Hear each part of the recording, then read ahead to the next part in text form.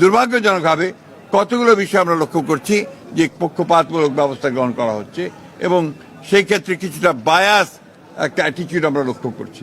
জামাতে নির্বাচনী কর্মীরা বাড়ি বাড়ি গিয়ে এনআইডির কপি, বিকাশ নম্বর, মোবাইল নম্বর সংগ্রহ করছে।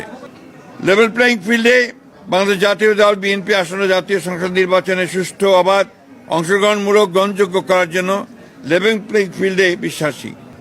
নির্বাচন কমিশনের কতিপয় সিনিয়র কর্মকর্তা সহ কয়েকজনের বিরুদ্ধে আমরা অভিযোগ পেয়েছি, অনুরোধ করেছি এবং আমরা চেয়েছি যে তারা যেন সেটা আমাদের যেটা প্রতীক, সেই প্রতীক বিতরণের পরেই যেন দেওয়া হয়, অর্থাৎ সঠিকভাবে একটা পোস্টাল ব্যালট আমরা যেভাবে ভোট দেই সেইভাবে যেন সেই পোস্টাল ব্যালটও ব্যবস্থা করা হয়।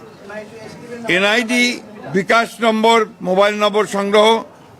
জামাতে নির্বাচনী কর্মীরা বাড়ি বাড়ি গিয়ে এনআইডির কপি, বিকাশ নম্বর, মোবাইল নম্বর সংগ্রহ করছে, যা ব্যক্তিগত গোপনীয়তা ভঙ্গ, ক্রিমিনাল অফেন্স।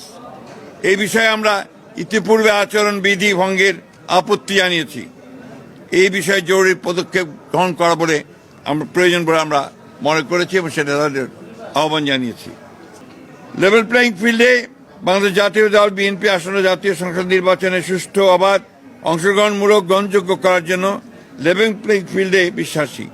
এই জন্য আমাদের দলের চেয়ারম্যান ব্যক্তিগত সফর বাতিল করেছেন, অথচ বিভিন্ন রাজনৈতিক দলের দলীয় প্রধান সহ অন্যান্য গুরুত্বপূর্ণ ব্যক্তিরা প্রতিনিয়ত আচরণবিধি ভঙ্গ করে দলীয় প্রচারণা চালাচ্ছে। এ বিষয়ে আমরা জরুরি ব্যবস্থা গ্রহণ করার জন্য অনুরোধ জানিয়েছি।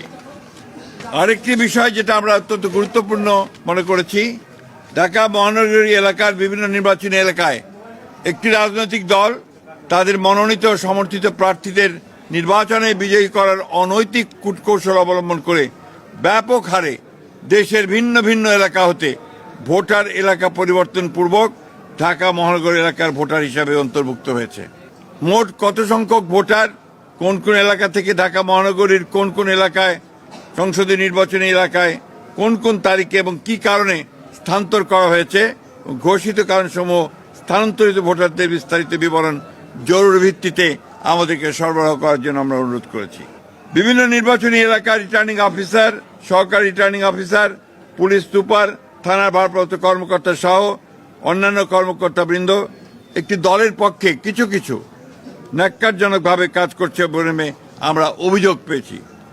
সেই বিষয়গুলো আমরা তাদের গোচরীভূত করেছি।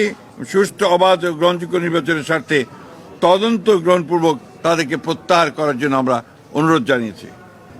নির্বাচন কমিশনের কতিপয় সিনিয়র কর্মকর্তা সহ কয়েকজনের বিরুদ্ধে আমরা অভিযোগ পেয়েছি যে তারা কোনো একটি নির্দিষ্ট দলের পক্ষে কাজ করছেন। আমরা সে বিষয়ে ব্যবস্থা গ্রহণ করার জন্য তাদেরকে অনুরোধ করেছি। আমরা লক্ষ্য করেছি যে দুর্ভাগ্যজনকভাবে বিএনপি সবসময় নির্বাচন কমিশনকে সহযোগিতা করে এসেছে সুষ্ঠু, অবাধ, নিরপেক্ষ নির্বাচনের জন্য। দুর্ভাগ্যজনকভাবে কতগুলো বিষয় আমরা লক্ষ্য করছি যে পক্ষপাতমূলক ব্যবস্থা গ্রহণ করা হচ্ছে এবং সেই ক্ষেত্রে কিছুটা বায়াস একটা অ্যাটিটিউড আমরা লক্ষ্য করছি। আমরা সেটাকে পরিত্যাগ করে সম্পূর্ণ নিরপেক্ষভাবে কাজ করার জন্য তাদেরকে অনুরোধ জানিয়েছি। Thank you.